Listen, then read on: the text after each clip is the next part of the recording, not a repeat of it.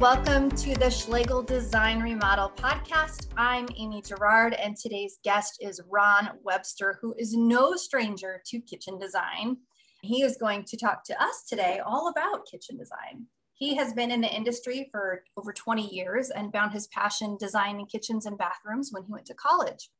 He's a certified kitchen and bath remodeler, and he can take any space, understand the client's needs, and their design aesthetic and make it into something remarkable. Ron, welcome to our podcast. I know that you are so excited.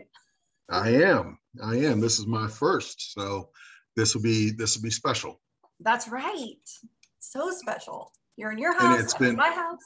Yeah, and it's been 30 years, not 20 years. Oh, that's okay. No, that's a big correction. So as I mentioned, we're talking about kitchen design, and I think the first thing we all think of is a layout. So how do you maximize the kitchen's function in its layout? I think the main thing when you're looking at a kitchen layout is to look at the kitchen as a whole and look at everything as far as the space that you have available. Once you're looking at the space that you have, it's about breaking it up into zones: cooking zone, cleaning zone, prepping zone, and seeing what works for you. It's different for everybody. Some people cook, some people don't cook. Layout could be important to some people and not others, because some people cater food in and some people cook. So it just depends really on the individual. But layout for a kitchen, I break everything into zones and find out what the client needs as far as different types of function for specialty accessories, for spices, for cookie trays and things like that. Okay, you've referred to these zones. Can you tell us what a zone is in the kitchen? It's like prepping for when you're cooking. I cook a lot, so I like to have everything in my zone, which means I don't want to have to walk across the kitchen to find a pot if I'm at the stove. I want to be able to reach down and be able to pull out a drawer, get a pot or pan, and start cooking. And that's the same thing for, when you're prepping and cleaning at your sink, or if you're at your island and you're prepping for baking or anything like that, and you have a master mixer on your countertop and you're rolling dough or baking a cake or anything like that, you want everything where it needs to be for the function that you're doing at that time. Okay, so literally different work zones. Correct. All right. In today's world, there's a lot of pictures on Instagram and Pinterest, and everyone has these 10-foot islands. But let's be honest, we don't all have houses that can fit a 10-foot island. I know I don't. I know I don't. I would love an island at all. Let's say you have a small kitchen. Can you still have a functional kitchen? Absolutely.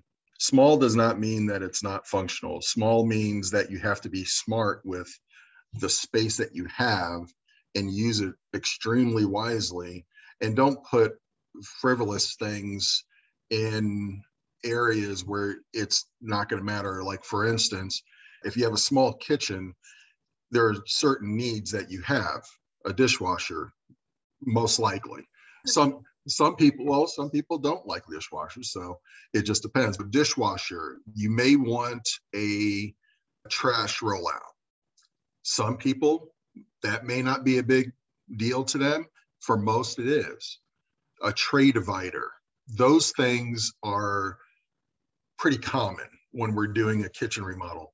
And we try to find spaces for that, but it doesn't necessarily have to be on the base. We can find unique spaces in a kitchen, in an upper cabinet, like in a deeper wall oven cabinet or something like that, that we can do cookie sheets, which will free up more base storage. And I think in a small kitchen, it's about utilizing as many different things as you can. Some people may want a pantry, but they can't fit it in there.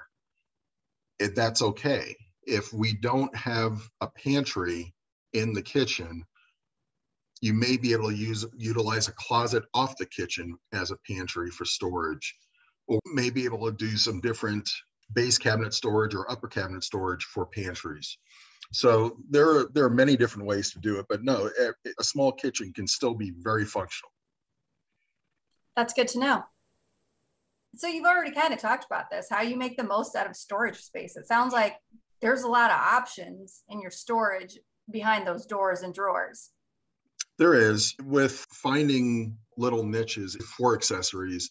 For instance, corner cabinets, that's probably the biggest killer of space that a lot of people experience, because most people will have what we call a blind corner cabinet, where you have to get on your hands and knees and you have to reach in and see in this dark hole to find a pot that you had from 1950 to bring out. And, it's one of those things that it doesn't have to be that hard. They have accessories now that can make corner storage not only plentiful, but also easily accessible. So that is probably one of the biggest innovations, to find little niches of space to be able to put different types of products in there, whether it's dry goods or Tupperware or pots and pans or blenders or something like that. Those are great areas to use either a Lazy Susan and or what we call a Magic Corner by Revashelf. The Magic Corner 2 works really well. And those are the two things that I usually use in a corner cabinet to maximize the space for there. But in a drawer storage, for instance, there's cutlery dividers, there's spice inserts, where you don't have to put it in a pull-out tower.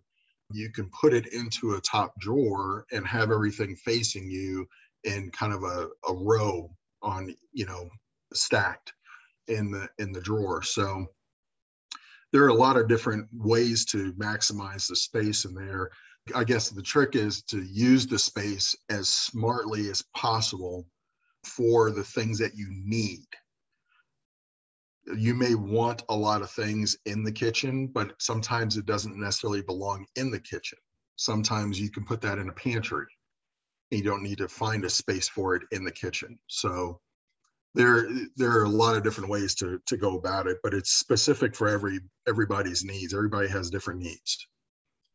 What is a Magic Corner?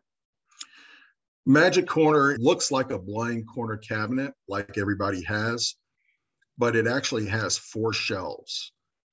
And those 4 shelves, there's 2 shelves in the back corner, and there's 2 shelves when you open the door. So when you open the door, those first 2 shelves pull out and then rotate. And as it rotates, it actually pulls the other shelf from the back corner to the front. And then those 2 shelves pull out. So now you pulled out everything that was in the corner out to you, to where you can access it really easily and see exactly what you have there. That is awesome. It's like a stacked thing that kind of opens out. Cool. I've been in a lot of kitchens since I started working at Schlegel, and I don't know that I've opened a corner cabinet to see one of those, but now I'm going to be aware and start looking. Yeah, they're great. I try to put them in whenever they're functional and it makes sense. Not every kitchen works for that. I've done it in 2 different kitchens and it works wonderful. I love all the drawer accessories today. And like you said, some probably don't make sense in small kitchens. Like we've done a couple larger kitchens where you can even have a K-cup divider. I mean, yep. It's endless, the options that you can do based off of what your needs are. I mean, if you're a tea drinker, that doesn't make any sense, but. Yeah, there are many different types of storage, and they're innovating new things every day. I saw one the other day for a paper towel holder that pulls out. It's kind of hidden in a small, narrow cabinet that just pulls out to the front, and you can just pull the paper towel there so that there's no paper towel stand on your counter. That's great, especially when you have an island where there's a sink on the island. I think that makes a really good sense to have something like that for storage. So there are so many things, it's almost too long to even get into.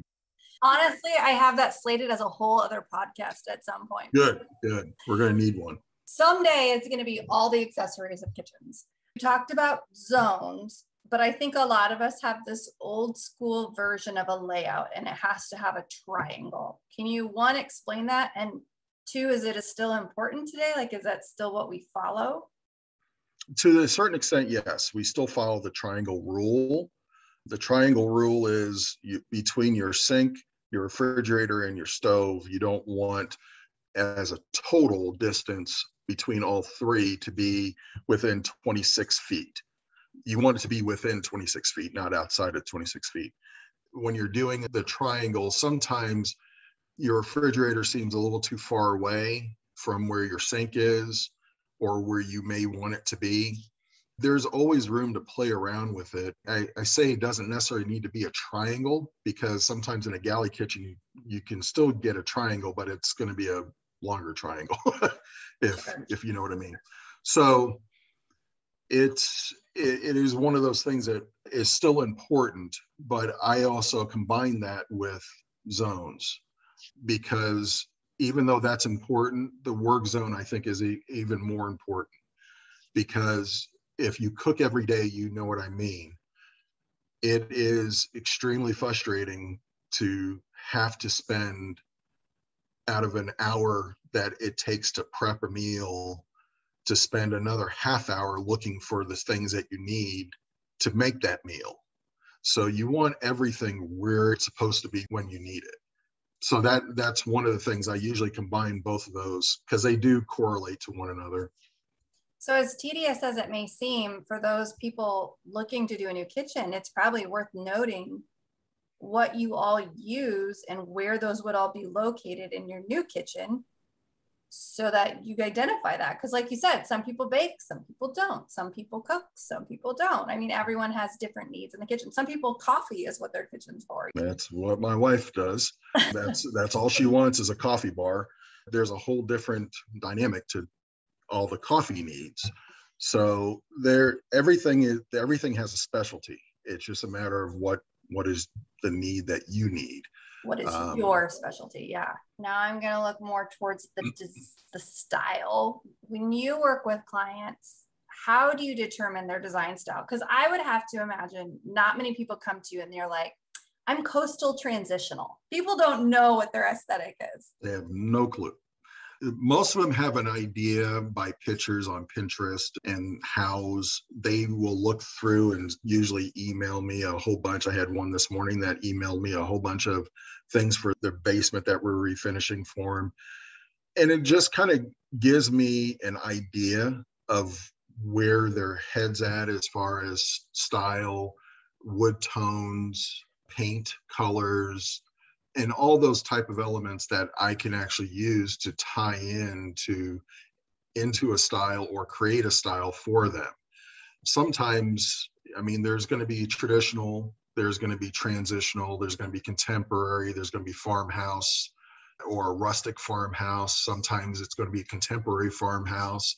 All the names have changed now. So I don't think there's any one perfect answer for anybody. I think it's going to be transitioning from a style that they have for their home and tie it into that home as far as the furniture that they have, the type of paint color or flooring or artwork. All those things play into the style of the home. And we try to fit the style of the cabinetry that we're going to be selecting and countertops and tile and everything else for a kitchen. We try to tie that into the house to make it a little bit more seamless transition. That makes sense. You don't want a super duper contemporary kitchen and everything else in the house is very traditional. The flow does not work. No, and I've seen people do that before, and it's what is best for the client. But we as designers would say, I think this is a better road to go down versus just changing everything drastically in one room. Let's transition that room into the living room and family room and dining room and everything else, and just make it a little bit more cohesive. So I've had the privilege of working for you for several years now. And I think I just see my honor, believe me. I think I see a design aesthetic. You're so brilliant at all of them, but one that you really like. Do you have a favorite? I would say I like most of them. I think all of, everybody has a different style, and some clients will say they have to have this, and there's nothing wrong with it. It's just not necessarily what I would do personally. But most of the time they do pretty much the things that I would probably do. I would say 90% of the time. There's always, the one or two clients you get a year that they're pretty eccentric, or they like a lot of different things. And sometimes it goes, and sometimes it may clash with what I think, but it works for them. I have to tell them my opinion, and they can kind of go from there. I think picking a style is really hard. It's really hard to do. Yeah. And I'm sure sometimes even the clients conflict within each other, right? Like he wants this and she likes this. So then you've got to play the middle ground and find out what works for both of them. Yeah, I mean, that happens more. We're marriage counselors. We're at just about everything. So we kind of have to be the buffer if we have two clients that one's contemporary, one's traditional or rustic, and try and blend those two. And transitional farmhouse usually works for most these days, but we're getting a lot of influence from the coast that are a little bit more nautical themes, like you were mentioning before. And when I say nautical themes, I'm relating that to cabinetry. A lot of cabinetry now, you're starting to see a lot more rift oak, quarter sawn oak in different colors and stain colors. You're starting to see a lot more woods versus paints. At least I am here, and I know they're experiencing that on the West Coast too. I think when you're looking at all those things, you have to look at not necessarily trends, but you have to look at something that's going to be a little bit more timeless with your design, because you don't want to do a trend that is good for 2 or 3 years and then it's gone, you never see it again. You want something that's going to be timeless for the next 20, 30 years. That way it saves you money. You don't have to redo it every 10 years. Yeah, cabinets aren't cheap. They're not cheap. Cabinets are not cheap, especially now. Definitely you want to look at not trends or fads. You want to look at what is timeless and will give you a really good look for a long period of time, something that's neutral enough to where you can add things and take away things that are not permanent, like cabinetry, tile, countertops. You want to keep those expensive items as a constant and then change out accessories, rugs, furniture, things like that. Talked a little bit about trends and how you kind of guide clients, because there are definitely trends. Like you said, we've moved from painted white cabinets into stained cabinets, and that's probably going to be here for a while because white cabinets were trendy forever. But now kind of looking more towards the cost of those things. Sometimes we watch shows like HGTV can be a little deceptive on costs. What should one expect to budget on a kitchen remodel? You're right, HGTV. Some of it is bad when it comes to trying to figure out pricing, especially if you're looking at that to say, oh yeah, I can do a kitchen for, however many dollars. And most of the time you can't, because they're not giving you the full amount of what that project is going to be. They're only giving you a small portion of what the materials cost. They may not be giving you what the labor cost is or design. All those things have to add up to a number. And when you're doing a kitchen design, the design portion of it is actually the most important part, which does cost money.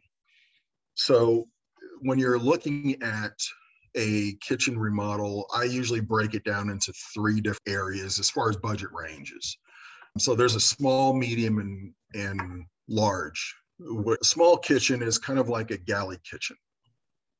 If you look at a galley kitchen, that is pretty basic. You can usually do, and when I talk about remodeling, I'm not talking about just changing cabinets, countertops, and backsplashes. This is a total remodel, which is including flooring, HVAC, electrical, plumbing, drywall, trim, paint, windows, doors, everything. So we're not talking rip and replace. We're talking No. Total change. Right. The numbers I'm giving you are going to be including all those things. Now, does everybody need that? I would say 85% of them do.